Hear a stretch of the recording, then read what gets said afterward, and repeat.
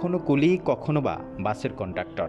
প্রতিদিনের খাবার জোগাড় করাই যেখানে বড় চ্যালেঞ্জ ছিল, সেখানে বড় কিছু হওয়ার স্বপ্ন দেখার সময় কোথায়?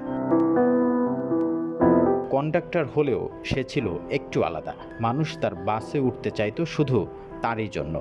স্টাইল, ব্যক্তিত্ব আর মিষ্টি হাসি, এই সবই মুগ্ধ করত সবাইকে। একদিন একটি বিজ্ঞাপন বদলে দিল তার জীবন। মাদ্রাজ ফিল্ম ইনস্টিটিউটের এক ঘোষণাপত্র দেখে তিনি ভাবলেন, আমিও কি পারবো?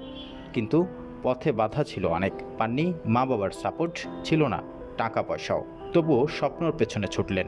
বন্ধুর কাছ থেকে টাকা ধার করে ভর্তি হলেন ফিল্ম ইনস্টিটিউটে। সেই পরিচালক যিনি তার মধ্যে দেখেছিলেন এক অন্যরকম আগুন, আর সেই তরুণ, তিনি আজকের সুপারস্টার রজনীকান্ত। অপূর্ব রাগাঙ্গাল দিয়ে ছোট চরিত্রের শুরু, তারপর একের পর এক সিনেমা। ছোট চরিত্র থেকে নায়ক, আর নায়ক থেকে কিংবদন্তি। মুন্ডুরু মুদিচি সিনেমায় প্রথমবারের মতো প্রধান চরিত্রে অভিনয়, আর তারপর লেখা হলো এক ইতিহাস।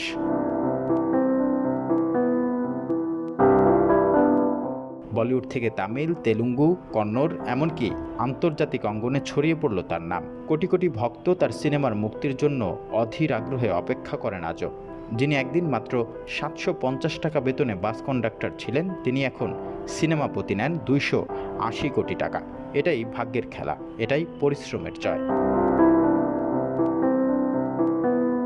রজনীকান্ত শুধু একজন তারকা নন, তিনি একটি প্রেরণার নাম।